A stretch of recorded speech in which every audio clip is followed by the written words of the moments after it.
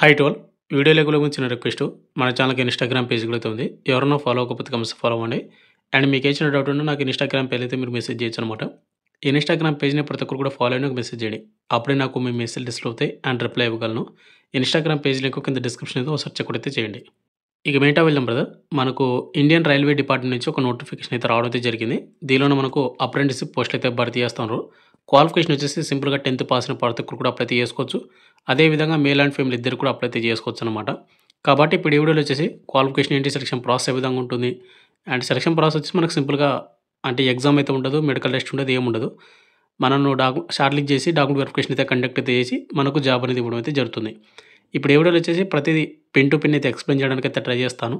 And ఎవరైతే railway డిపార్ట్మెంట్‌లో ఎవరన్నా అంటే జాబ్ చేయాలి అనుకునేటి వాళ్ళు ఈ వీడియోని కంపల్సరీ అయితే వీడియోని చూడండి. అంటే అప్రెంటిస్‌షిప్ చేస్తే మీకు ఫ్యూచర్‌లో ఎటువంటి ఆపర్చునిటీస్ వస్తది అనేది మీకు క్లియర్ కట్‌గా మీకు ఎక్స్‌ప్లెయిన్ చేయడానికి అయితే ట్రై చేస్తాను కాబట్టి వీడియోని ఎండ్ వరకు చూడండి బ్రదర్. అండ్ వీడియో చూస్తున్న ప్రతి ఒక్కరు స్మాల్ రిక్వెస్ట్. వీడియోస్‌ని చాలామంది చూస్తున్నారు కానీ లైక్ చేయకుండా వెళ్ళిపోతున్నారు. మీరు ఒక్క లైక్ చేసినట్లయితే మన ఛానల్ కొద్దిగా బూస్టప్‌గా అయితే ఉంటుంది. అండ్ ఇటువంటి జెన్యూన్ అప్డేట్స్ కూడా కావాలంటే కూడా మన ఛానల్‌ని సబ్స్క్రైబ్ చేసుకొని పక్కన బెల్ ఐకాన్ అయితే యాక్టివేషన్ అయితే పెట్టుకోండి బ్రదర్. ఇక వెంట వెళ్దాం బ్రదర్. మనకు ఇండియన్ రైల్వేస్ నుంచి వచ్చినటువంటి ఆఫీషియల్ నోటిఫికేషన్ వచ్చేసి ఇదేనమాట. అయితే బ్రదర్ ఈ నోటిఫికేషన్‌కి క్వాలిఫికేషన్ అండ్ ఏజ్ లిమిట్ ఉంటే గన త్వరగా అయితే అప్లై అయితే చేసుకోండి. ఎందుకంటే మనకు అప్లై చేసుకోవడానికి ఎక్కువ సమయం అయితే లేదనమాట. కాబట్టి ఎవరికైతే క్వాలిఫికేషన్ అండ్ ఏజ్ లిమిట్ ఉంటే కంపల్సరీ అప్లై చేసుకోండి. ఇక్కడ మీరు చూసుకున్నట్లయితే మనకు రీ నోటిఫికేషన్ ఎంగేజ్‌మెంట్ ఆఫ్ అప్రెంటిస్ చెప్పాను కదా మీకు అప్రెంటిస్ అని. ఇన్ ట్రేడ్ దీనిలో వచ్చేసి మనకు computer operator and programming assistant post అయితే మనకు అంటే భర్తీ చేస్తున్నారంట అప్రెంటిస్. మనకు నోటిఫికేషన్ ఎప్పుడొచ్చింది? డిసెంబర్ 19, 2024 తేదీన మనకు నోటిఫికేషన్ అయితే వచ్చింది. ఇక నెక్స్ట్ వేకెన్సీ డీటెయిల్స్, క్వాలిఫికేషన్ మొత్తం కూడా చూసుకున్నట్లయితే computer operator and programming assistant ఓవరాల్‌గా మనకు 8 వేకెన్సీ అయితే భర్తీ చేస్తా ఉన్నారు. ఇక్కడ మీరు అప్లై చేయాల్సిన వెబ్‌సైట్ లింక్ ఇక్కడ ఇచ్చారు. ఈ వెబ్‌సైట్ లింక్ కింద డిస్క్రిప్షన్‌లో అయితే ఇస్తాను. ఆ లింక్ క్లిక్ చేసుకొని మీరైతే అప్లై అయితే చేసుకోండి. ఇక నెక్స్ట్ మనకు ఎడ్యుకేషన్ క్వాలిఫికేషన్ విషయానికి వస్తే గన ఎవరైతే మెట్రికులేషన్ పాస్ అయి ఉంటారో అది కూడా మీరు 50% అబోవ్ మీకు మార్కులు వచ్చి ఉంటాయో 10థ్‌లోన వాళ్ళు అప్లై అయితే చేసుకోవచ్చు. ఇక నెక్స్ట్ అదేవిధంగా ఇక్కడ మనకు టెక్నికల్ క్వాలిఫికేషన్ కూడా ఉంది. ఐటీఐ సర్టిఫికేట్ ఉన్న వాళ్ళు కూడా అప్లై అయితే చేసుకోవచ్చు అనమాట. అంటే ఇక్కడ మనకు 10థ్ క్వాలిఫికేషన్ అడిగాడు. అదేవిధంగా మీకు టెక్నికల్ క్వాలిఫికేషన్ కూడా అడిగాడనమాట. ఒకవేళ 10థ్ క్వాలిఫికేషన్ వాళ్ళు కూడా అప్లై చేసుకుంటే కూడా చేసుకోవచ్చు. అక్కడ మీరు అప్లై అయితే చేసుకోండి. ఇక next age limit. Age limit విషయానికి వస్తే కనుక నవంబర్ 1, 2024కి మీ ఏజ్ అయితే కౌంట్ అయితే చేసుకోవాల్సి ఉంటుంది. మినిమం ఏజ్ అనేది మీకు 15 సంవత్సరాలు ఉండాలి. మ్యాక్సిమం ఏజ్ వచ్చేసి 25 ఇయర్స్ ఉన్నటువంటి యూఆర్ అండ్ ఈడబ్ల్యూఎస్ అప్లై అయితే చేసుకోవచ్చు. ఇక ఎస్సీ, ఎస్టీ వాళ్ళకి వచ్చేసి 5 ఇయర్స్, ఓబీసీలకు వచ్చేసి 3 years, and ex servicemen category వాళ్ళకు 10 ఇయర్స్, అండ్ ఫిజికల్ హ్యాండిక్యాప్డ్ వాళ్ళకు 10 ఇయర్స్. అంటే ఇక్కడ మనకు ఫిజికల్ హ్యాండిక్యాప్డ్ వాళ్ళు అండ్ ఎక్స్ సర్వీస్‌మెన్ కేటగిరీ వాళ్ళు 35 సంవత్సరాల వరకు అప్లై అయితే చేసుకోవచ్చు అనమాట. ఇక ఎస్సీ, ఎస్టీ వాళ్ళకు 30, ఓబీసీలో వచ్చేసి 28 వరకు అప్లై అయితే చేసుకోవచ్చు. ఇక నెక్స్ట్ ఎవరైతే అప్రెంటిస్‌గా ఎవరైతే సెలెక్ట్ అవుతారో వాళ్ళకు ప్లేస్ ఆఫ్ పోస్టింగ్ చూసుకున్నట్లయితే anywhere in Tamil Nadu, Karnataka and Kerala. మనకు 3 స్టేట్స్ అయితే ఇవ్వడం అయితే జరిగింది. ఈ 3 స్టేట్స్‌లోనూ మనకు ఎక్కడైనా గానీ మనకు పోస్టింగ్ అయితే ఇవ్వడం అయితే అవకాశం అయితే ఉంటుందని వాళ్ళు మెన్షన్ చేశారన్నమాట. ఇక నెక్స్ట్ మనకు ఇంపార్టెంట్ డేట్ చూసుకుంటే మనకి డిసెంబర్ 19, 2024 ఆ డేట్ నుంచి డిసెంబర్ 31 వరకు అప్లై అయితే చేసుకోవచ్చనమాట. ఇది ఓన్లీ ఆన్‌లైన్ ద్వారా మాత్రమే అప్లై అయితే చేసుకోవాల్సి ఉంటుంది. దీనికి ఎటువంటి అప్లికేషన్ ఫీజు గానీ ఏది కూడా అవసరం అయితే లేదు.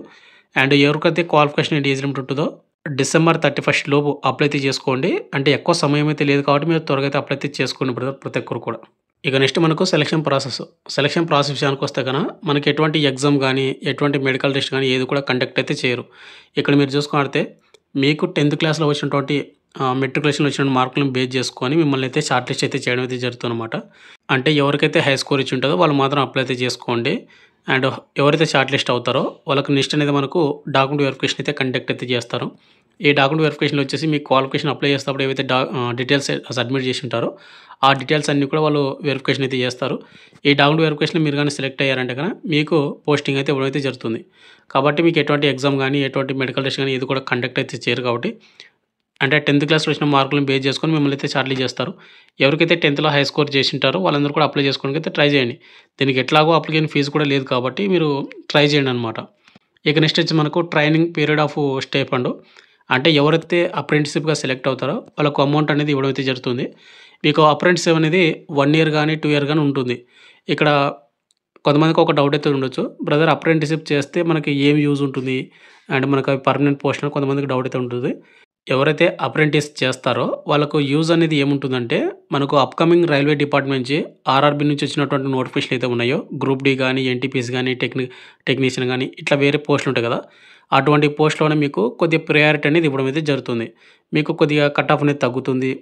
అంటే మీకు ఇట్లాంటి యూజ్ అయితే ఉంటుంది కాబట్టి, ఎవరైతే ఐటీ సర్టిఫికేట్ ఉన్న వాళ్ళు ప్రతి ఒక్కరు కూడా రైల్వే అప్రెంటిస్‌షిప్ అనేది కంపల్సరీగా మీరు చేయండి. మీకే ఫ్యూచర్‌లో మీకు యూజ్ అయితే ఉంటుందనమాట. అంటే మీకు యూజ్ అయితే చాలామందైతే ఏం యూజ్ ఉండదేమో అని కొంతమంది అప్లై చేయరు. వాళ్ళు చాలామంది లాస్ అవుతున్నారనమాట. ఇక్కడ మీరు అప్రెంటిస్‌షిప్ చేసేటప్పుడు మీకు స్టైఫండ్ అనేది ఫిఫ్త్ క్లాస్ నుంచి నైన్త్ క్లాస్ వరకు ఎవరైతే స్టడీ చేసి ఉంటారో వాళ్ళకొచ్చేసి పర్ మంత్ 5,000 అయితే మీకు అమౌంట్ అయితే రావడం జరుగుతుంది.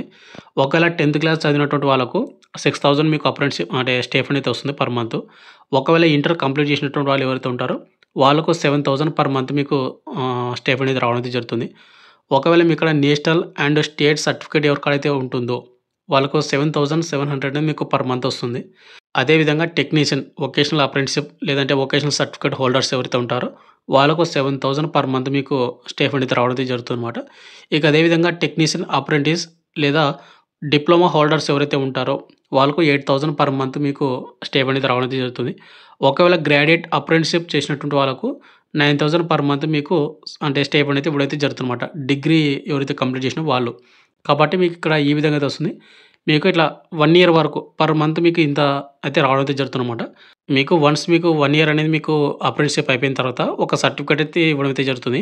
ఆ సర్టిఫికేట్ ద్వారా మీరు అప్‌కమింగ్ రైల్వే డిపార్ట్‌మెంట్ నుంచి వచ్చే నోటిఫికేషన్స్ అన్నిటికి మీరు కొద్దిగా యూజ్ అయితే అవుతుందన్నమాట. మీకు చాలా బెనిఫిట్స్ అయితే ఉంటాయన్నమాట ఆ సర్టిఫికేట్ వల్ల. ఇక నెక్స్ట్ అప్లై చేసిన వెబ్‌సైట్ లింక్ వచ్చేసి ఇక్కడ మీరు చూసుకున్నట్లయితే ఇక్కడ మనకు అప్రెంటిస్‌షిప్ india.gov.in అనేది అయితే ఉందో పోస్టు ఆ వెబ్‌సైట్‌కి వెళ్లి మీరైతే అప్లై అయితే చేసుకోవాలి. రిజిస్టర్ చేసుకొని మీరైతే అప్లై అయితే చేసుకోండి బ్రదర్. ఈ వెబ్‌సైట్ లింక్ కింద డిస్క్రిప్షన్ అయితే ఇస్తాను. ఆ లింక్ అయితే క్లిక్ చేసుకొని మీరైతే అప్లై అయితే చేసుకోండి. అండ్ అప్లై చేసేటప్పుడు మీరు 10థ్ సర్టిఫికేటు అండ్ అదేవిధంగా మీకు ఐటీ సర్టిఫికేటు అండ్ అదేవిధంగా ఫోటోలు ఇవన్నీ కూడా మీరు ఏం చేస్తారంటే డాక్యుమెంట్ వెరిఫికేషన్‌కి పిలిచినప్పుడు మీకు వెళ్ళాల్సి ఉంటుంది తీసుకొని. అండ్ అదేవిధంగా మీరు షార్ట్ లిస్ట్ అయ్యారా లేదా అని మీకు ఏ విధంగా తెలుస్తదంటే మీరు అప్లై చేసేటప్పుడు ఏదైతే ఈమెయిల్ ఐడీ ఇచ్చారో ఆ ఈమెయిల్ ఐడీకి మీకు మెయిల్స్ ద్వారా మీకైతే అప్డేట్ అయితే ఇవ్వడం అయితే జరుగుతుందన్నమాట.